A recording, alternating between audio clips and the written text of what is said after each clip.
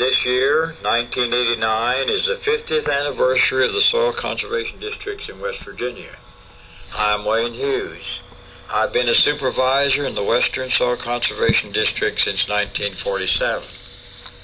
We wanted to tell you how we got started and why, and show what these 50 years have been like for us. We have gone to some of our retired leaders and members for events as they remember them. Our beginning was intertwined with that of the Soil Conservation Service, but soil conservation districts are different. For our perspective, listen to our former leaders. Some important dates are 1935, when the Soil Conservation Service was created in the U.S. Department of Agriculture. 1937, when the states were asked to create soil conservation districts, and 1939, when the West Virginia legislature passed a model district law. Carrol Greene was executive secretary from 1949 until he retired in 1977. He explains why we have the Soil Conservation Service and districts. I was teaching school in Ripley at that time, and of a morning in the 30s, you could get up, even though the janitor had done everything just fine, you could take your finger and write your initials or your name on the windowsill inside, where the dust from the Midwest had come in overnight and that morning and settled. And the air wasn't without dust. And it went clear into Washington, D.C. And that's what got the Congress and the people stirred up, yeah. They says, oh my God, do you know what that's doing to the Midwest topsoil? We're getting it back here. And it can't go on this way. We got to cover it up. We got to do something about it. And that's why it started. Carrol Greene remembers in detail what happened next in West Virginia. The West Virginia Soil Conservation District law was passed by the legislature in 1939. It resulted in a memorandum that was sent out from Washington covering the whole country, suggesting such a program and stating that they would provide the technical assistance if the states and the local people would supply the vehicle to carry the assistance on. And it was passed on the last night of the session and signed by Governor Holt to be effective July 1, 1939, and provided for the organization of the state committee.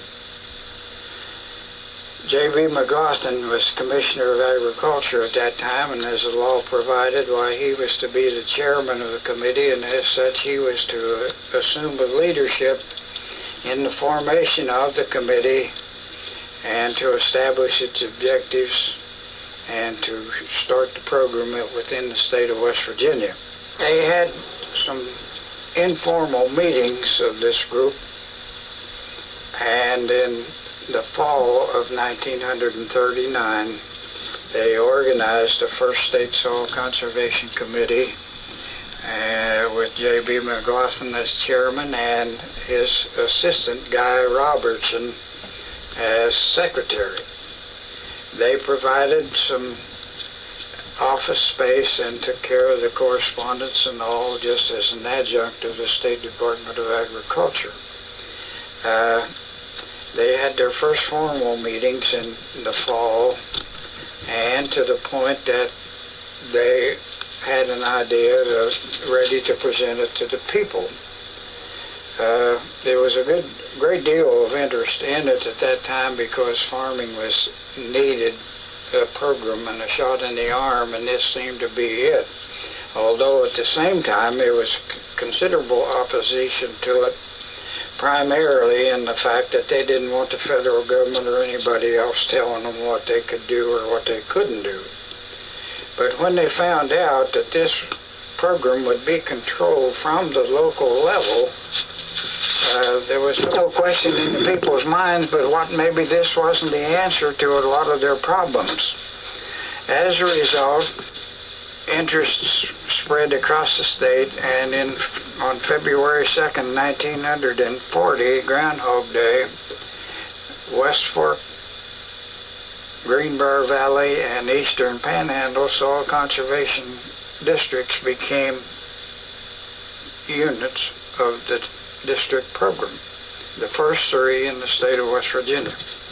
About that time, Carroll Bond was appointed as a field agent, and so was Walter Gumble, who was with the power company, and it was their responsibility to create interest in the counties and to do what they could to promote the organization and the formation of soil conservation districts throughout the state. It was a difficult job. Not everybody was enthused about it, and the counties, even magisterial districts, came in gradually. And it wasn't until 1963 that the whole of West Virginia was covered by 14 soil conservation districts. The aim of the State Soil Conservation Committee was to pick local citizens in each of the counties that would represent the people and would have knowledge of the needs of the people of that particular county or area. There was opposition in West Virginia, Carrol Greene recalls. There were people that opposed it bitterly. We know these differences were worked out over the years, and I don't know of an agricultural organization in West Virginia that we don't work with today. Next, West Virginians got involved in the national struggle. Again, Carrol Greene remembers. In the 1940s, the conservation movement had spread across the United States, and it became apparent that there would be a need for a national organization representing the states, and that it would have to be organized and more or less on a volunteer basis. West Virginia was fortunate in having a representative on the first meeting of a national group to establish a national organization. He was Daniel Thurman Paul of Philippi, West Virginia. And he and 13 others paid their own expenses, their own time and everything, and met in Chicago and elected a gentleman from North Carolina as the first national president of the National Association of Soil Conservation Districts. That group continued to meet without reimbursement or anything on their own, and finally evolved into a national organization that was representative of the states at that time. West Virginia was one of the leaders in the development of the national organization simply because of the fact that they had been very successful, even more so than a lot of other states, in the formation and the organization of districts in West Virginia. As a result, West Virginia furnished not only Daniel Thurman Paul, but George Heydrich in the beginning as a leader, and he was assistant to the president, Waters Davis, when things were at a boiling point across the country with the feeling that we didn't need soil conservation districts and they had to be outlawed. But it was through people like the ones I've just mentioned that stood up for what they thought was right, and finally, even Waters Davis in Texas contributed the League City land and offices and all to strengthen soil conservation districts and to get them on their own and independent of anybody else as quickly as possible. Retired Executive Secretary Carrol Greene recalls that both the State Association and districts were poor to start with. The association didn't have much funds, and it was just more volunteer effort than anything else, what they got. And again, we furnished them everything that we possibly could, legally or illegally, and as encouragement. And of course the secretaries came into the picture, and then the office, and then the quarters, and with the understanding it worked out one district would do it one way and one another, but it worked out until they had money of their own, and then they made a more substantial contribution to it. But it wasn't very fat budget, or we didn't have too much means to. In fact, when they hired me in '49, they had to ask for an increase in their appropriation in order for me to get $350 a month and some expenses. All of the persons interviewed remarked on the changes in district responsibilities since the early days. Carrol Greene said, when I first became involved in the Soil Conservation District movement, it was strictly for landowners and was wholly practices or establishment of practices on the land that would be of benefit to the farmer and to help him nail down his topsoil. That included strip cropping, diversion ditches, and any practice that would nail down the topsoil and let him improve his meadows as well as his pasture. Forestry practices, and it was good. And usually it was farmers with a few acres that became cooperators with the district because they had more need for it than the owners of lesser acreage. That changed. You could see it over the years, and as we mentioned before, water began to enter into the picture.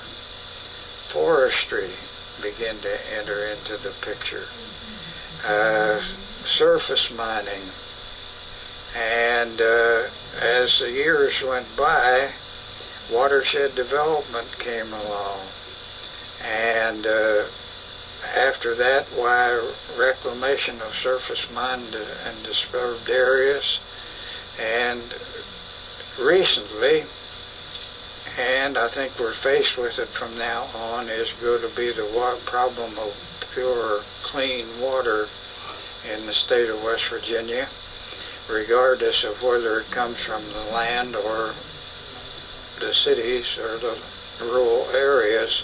It's going to have to be cleaned up, and it's going to be the responsibility of the districts and the citizens to do it.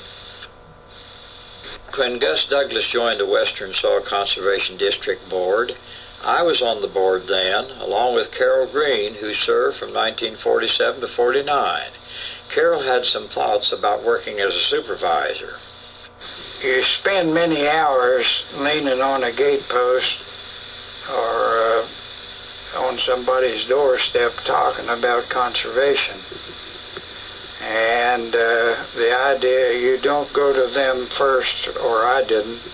They would come to me and ask questions, and it was my job then as a salesman to sell the program to them and tell them how to get started, who to contact, and what to do.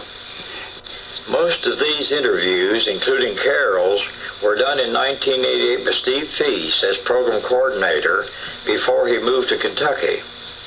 Near the end of his talk with Carrol, Steve made a reference to the book by Gene Oliverio about our past called Footprints in the Soil.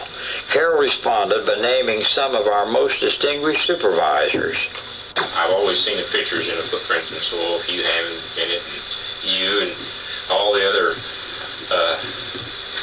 pioneers here in the state. There was Jack Busfield and George Heydrich and Clarence Jackson and Howard Thornburg, and you could just go Dan Hale and you can just go all over the state and name them, but now they would stand up. And they did. And that's why we got where we are.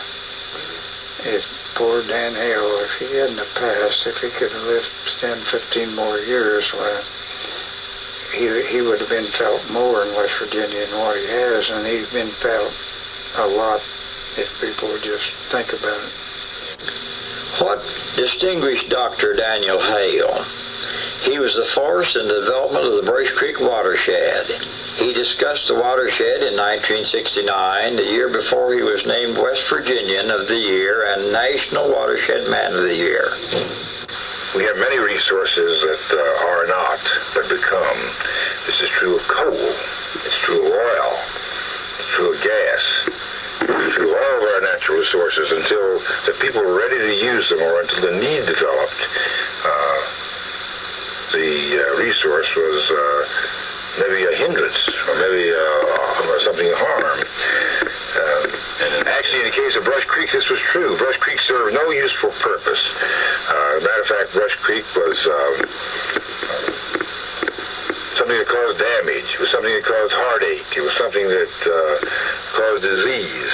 It was something that carried pollution. And as is stated in the story, the people came to hate Brush Creek. And no good was ever said of it. And yet today, after developing the water resources, after developing the hidden potential, Brush Creek is the greatest resource in Mercer County. Let's have Carrol Greene summarize her first 50 years, since he was first one of us, and then executive secretary for 2/3 of that time. I don't believe you can go out any road very far, but what you don't see some evidence of soil conservation practices or by the benefits from soil conservation districts. And it would be difficult to say, for me, how much topsoil has been saved because of the conservation practices on the land. And not only those, but also we have several programs that we've sponsored across the state, one of which is a small watershed program, and nobody would know the economic advantages of those dollar-wise, but they've certainly been helpful to the state of West Virginia. It seems as though when we started out, we felt that together maybe 50 years would end the program and it wouldn't be necessary after that. In fact, that was a deadline. But we find out over the years that as the years go by, new problems arise. And even today we have things that are coming to our attention now that need the attention of districts that we never dreamed of 20 years ago. It's been a development, and frankly I believe that districts can still assume the initiative and leadership in a lot of these things and have the know-how and the necessary means to carry out anything that they're confronted with.